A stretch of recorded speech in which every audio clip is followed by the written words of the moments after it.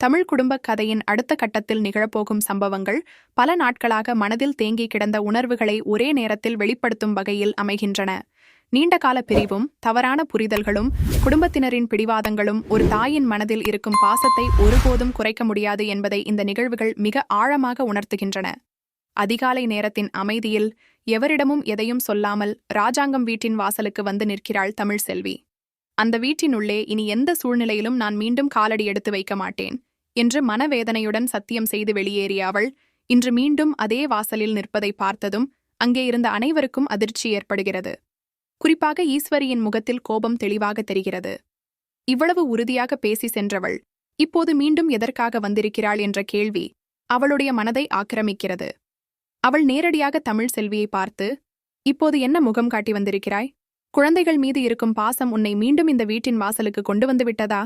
அப்போது சொன்ன வார்த்தைகள் எல்லாம் எங்கே போனது என்று கிண்டலும் கேலியும் கலந்த குரலில் பேசுகிறாள். ஆனால் அந்த வார்த்தைகள் எதுவும் தமிழ்செல்வியின் மனதை குலைக்கவில்லை. அவள் எந்த பதிலும் சொல்லாமல் அமைதியாக நின்று கொண்டே இருக்கிறாள். அவளது கண்களில் தெரிந்த கண்ணீரும், பல நாட்களாக குழந்தைகளை பார்க்க முடியாத ஏக்கமும், உள்ளுக்குள் புதைத்து வைத்திருந்த துயரமும் அவளது முகத்தில் தெளிவாக பிரதிபலிக்கிறது. சிறிது நேரம் கழித்து மிக மெதுவாக, நான் வீட்டுக்குள் வரவில்லை. எனக்கு அழகரை மட்டும் ஒரு நிமிடம் பார்க்க வேண்டும். தயவு செய்து அவரை வெளியே அழைத்து வாருங்கள்.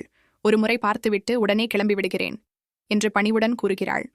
அந்த குரலில் இருந்த உண்மையான தாய்ப்பாசத்தை கேட்ட அப்பத்தாவின் மனமும் உருகிவிடுகிறது. அந்த நொடியில் அப்பத்தா உடனே சேதுவை தொடர்பு கொண்டு, நாங்கள் வீட்டுக்கு வெளியே நிற்கிறோம், அழகரை தூக்கிக் கொண்டு கொஞ்சம் வெளியே வா என்று கூறுகிறார். அந்த வார்த்தைகளை கேட்டதும் சேது ஒரு கணம் கூட யோசிக்காமல் உள்ளே சென்று அழகரை தூக்கிக் கொண்டு வேகமாக வாசலுக்கு வருகிறார். வாசலுக்கு வரும் வழியிலேயே அவருக்கு திடீரென ஒரு விஷயம் நினைவுக்கு வருகிறது. இன்று தமிழ்செல்வியின் பிறந்த நாள். வாழ்க்கையில் எத்தனை பிரச்சனைகள் நடந்திருந்தாலும் அவள் தனது குழந்தைகளின் தாய் என்பதும், ஒரு காலத்தில் தனது வாழ்க்கையின் முக்கியமான மனிதர் என்பதும் அவரது மனதில் மீண்டும் தோன்றுகிறது. குறைந்தபட்சம் பிறந்த நாளன்று அவள் சிரிக்க வேண்டும் என்ற எண்ணம் அவருடைய மனதில் அமைதியாக உருவாகிறது. அழகரை கையில் தூக்கிக் கொண்டு வெளியே வந்தவுடன் பல நாட்களாக பார்க்க முடியாமல் தவித்திருந்த தனது மகனை பார்த்த தமிழ்செல்வியின் கண்களில் தன்னிச்சையாக கண்ணீர் பெருகுகிறது. அவள் குழந்தையை பார்த்த அந்த நொடியில் உலகமே நின்று போனது போல உணர்கிறாள். அழகரும் தாயை பார்த்தவுடன் சந்தோஷமாக கைகளை நீட்டி சிரிக்க ஆரம்பிக்கிறான். அந்த காட்சி அங்கே இருந்தவர்களின் மனதையும் உருக்குகிறது. ஆனால் இதையெல்லாம் தூரத்திலிருந்து கவனித்துக் கொண்டிருந்த ஐஸ்வர்யாவின் மனதில் வேறு விதமான எண்ணங்கள் எழுகின்றன. இரவு முழுவதும் வீடியோ அழைப்பில் பேசுவது போதாதா? இப்போது நேராக வீட்டுக்கே வந்து குழந்தையை பார்க்க ஆரம்பித்து விட்டார்கள். இன்று வாசல் வரை வந்திருக்கிறார்கள், நாளைக்கு வீட்டுக்குள்ளேயே வந்து விடுவார்கள் என்று உள்ளுக்குள் எரிச்சலுடன் நினைக்கிறாள். உடனே அவள் வேகமாக வெளியே வந்து, நீங்கள் இங்கே எதற்காக வந்திருக்கிறீர்கள் என்று நேரடியாக தமிழ்செல்வியிடம் கேட்கிறாள். அதற்கு தமிழ்செல்வி எந்த கோபமும் காட்டாமல், இன்று என்னுடைய பிறந்த நாள், அந்த நாளில் என் மகனை ஒரு முறை பார்த்துவிட்டு செல்ல வேண்டும் என்று தோன்றியது, அதற்காகத்தான் வந்தேன் என்று அமைதியாக பதில் அளிக்கிறாள். அந்த பதிலை கேட்ட சேது, ஒரு போன் செய்திருந்தால் நானே குழந்தையை கொண்டு வந்திருப்பேன் என்று மெதுவாக கூறுகிறார். அந்த சமயத்தில் அப்பத்தா பேச ஆரம்பிக்கிறாரு. அவளுக்கு குழந்தைகளை 1 மணி நேரம் கோயிலுக்கு அழைத்துச் சென்று வரவேண்டும் என்பதுதான் ஆசை. பிறந்த நாளன்று 2 குழந்தைகளும் அவளுடன் இருக்க வேண்டும் என்று விரும்புகிறாள். அதற்காகத்தான் அனுமதி கேட்கிறோம் என்று கூறுகிறார். சேது முதலில் சிறிது நேரம் அமைதியாக யோசிக்கிறார். குடும்பத்தில் ஏற்கனவே நிறைய பிரச்சனைகள் இருப்பதால் உடனே முடிவு எடுக்க தயங்குகிறார்.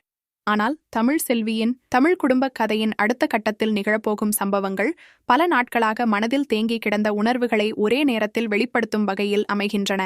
நீண்டகால பிரிவும், தவறான புரிதல்களும், குடும்பத்தினரின் பிடிவாதங்களும் ஒரு தாயின் மனதில் இருக்கும் பாசத்தை ஒருபோதும் குறைக்க முடியாது என்பதை இந்த நிகழ்வுகள் மிக ஆழமாக உணர்த்துகின்றன. அதிகாலை நேரத்தின் அமைதியில் எவரிடமும் எதையும் சொல்லாமல் ராஜாங்கம் வீட்டின் வாசலுக்கு வந்து நிற்கிறாள் தமிழ்செல்வி. அந்த வீட்டினுள்ளே இனி எந்த சூழ்நிலையிலும் நான் மீண்டும் காலடி எடுத்து வைக்க மாட்டேன் என்று மனவேதனையுடன் சத்தியம் செய்து வெளியேறிய அவள் இன்று மீண்டும் அதே வாசலில் நிற்பதை பார்த்ததும் அங்கே இருந்த அனைவருக்கும் அதிர்ச்சி ஏற்படுகிறது. குறிப்பாக ஈஸ்வரியின் முகத்தில் கோபம் தெளிவாக தெரிகிறது. இவ்வளவு உறுதியாக பேசி சென்றவள் இப்போது மீண்டும் எதற்காக வந்திருக்கிறாள் என்ற கேள்வி அவளுடைய மனதை ஆக்கிரமிக்கிறது. அவள் நேரடியாக தமிழ்செல்வியை பார்த்து, இப்போது என்ன முகம் காட்டி வந்திருக்கிறாய்? குழந்தைகள் மீது இருக்கும் பாசம் உன்னை மீண்டும் இந்த வீட்டின் வாசலுக்கு கொண்டு வந்து விட்டதா? அப்போது சொன்ன வார்த்தைகள் எல்லாம் எங்கே போனது என்று கிண்டலும் கேலியும் கலந்த குரலில் பேசுகிறாள். ஆனால் அந்த வார்த்தைகள் எதுவும் தமிழ்செல்வியின் மனதை குலைக்கவில்லை. அவள் எந்த பதிலும் சொல்லாமல் அமைதியாக நின்று கொண்டே இருக்கிறாள். அவளது கண்களில் தெரிந்த கண்ணீரும், பல நாட்களாக குழந்தைகளை பார்க்க முடியாத ஏக்கமும், உள்ளுக்குள் புதைத்து வைத்திருந்த துயரமும் அவளது முகத்தில் தெளிவாக பிரதிபலிக்கிறது. சிறிது நேரம் கழித்து மிக மெதுவாக, நான் வீட்டுக்குள் வரவில்லை. எனக்கு அழகரை மட்டும் ஒரு நிமிடம் பார்க்க வேண்டும். தயவு செய்து அவரை வெளியே அழைத்து வாருங்கள். ஒரு முறை பார்த்துவிட்டு உடனே கிளம்பி விடுகிறேன் என்று பணிவுடன் கூறுகிறாள். அந்த குரலில் இருந்த உண்மையான தாய்ப்பாசத்தை கேட்ட அப்பத்தாவின் மனமும் உருகிவிடுகிறது. அந்த நொடியில் அப்பத்தா உடனே சேதுவை தொடர்பு கொண்டு, நாங்கள் வீட்டுக்கு வெளியே நிற்கிறோம், அழகரை தூக்கிக் கொண்டு கொஞ்சம் வெளியே வா என்று கூறுகிறார். அந்த வார்த்தைகளை கேட்டதும் சேது ஒரு கணம் கூட யோசிக்காமல் உள்ளே சென்று அழகரை தூக்கிக் கொண்டு வேகமாக வாசலுக்கு வருகிறார். வாசலுக்கு வரும் வழியிலேயே அவருக்கு திடீரென ஒரு விஷயம் நினைவுக்கு வருகிறது. இன்று தமிழ்செல்வியின் பிறந்த நாள்.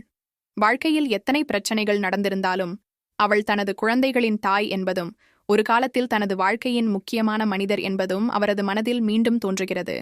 குறைந்தபட்சம் பிறந்த நாளன்று அவள் சிரிக்க வேண்டும் என்ற எண்ணம் அவருடைய மனதில் அமைதியாக உருவாகிறது. அழகரை கையில் தூக்கிக் கொண்டு வெளியே வந்தவுடன் பல நாட்களாக பார்க்க முடியாமல் தவித்திருந்த தனது மகனை பார்த்த தமிழ்செல்வியின் கண்களில் தன்னிச்சையாக கண்ணீர் பெருகுகிறது. அவள் குழந்தையை பார்த்த அந்த நொடியில் உலகமே நின்று போனது போல உணர்கிறாள். அழகரும் தாயை பார்த்தவுடன் சந்தோஷமாக கைகளை நீட்டி சிரிக்க ஆரம்பிக்கிறான். அந்த காட்சி அங்கே இருந்தவர்களின் மனதையும் உருக்குகிறது. ஆனால் இதையெல்லாம் தூரத்திலிருந்து கவனித்துக் கொண்டிருந்த ஐஸ்வர்யாவின் மனதில் வேறு விதமான எண்ணங்கள் எழுகின்றன. இரவு முழுவதும் வீடியோ அழைப்பில் பேசுவது போதாதா? இப்போது நேராக வீட்டுக்கே வந்து குழந்தையை பார்க்க ஆரம்பித்து விட்டார்கள். இன்று வாசல் வரை வந்திருக்கிறார்கள், நாளைக்கு வீட்டுக்குள்ளேயே வந்து விடுவார்கள் என்று உள்ளுக்குள் எரிச்சலுடன் நினைக்கிறாள். உடனே அவள் வேகமாக வெளியே வந்து, நீங்கள் இங்கே எதற்காக வந்திருக்கிறீர்கள் என்று நேரடியாக தமிழ்செல்வியிடம் கேட்கிறாள். அதற்கு தமிழ்செல்வி எந்த கோபமும் காட்டாமல், இன்று என்னுடைய பிறந்த நாள், அந்த நாளில் என் மகனை ஒரு முறை பார்த்துவிட்டு செல்ல வேண்டும் என்று தோன்றியது, அதற்காகத்தான் வந்தேன் என்று அமைதியாக பதில் அளிக்கிறாள். அந்த பதிலை கேட்ட சேது, ஒரு போன் செய்திருந்தால் நானே குழந்தையை கொண்டு வந்திருப்பேன் என்று மெதுவாக கூறுகிறார். அந்த சமயத்தில் அப்பத்தா பேச ஆரம்பிக்கிறார். அவளுக்கு குழந்தைகளை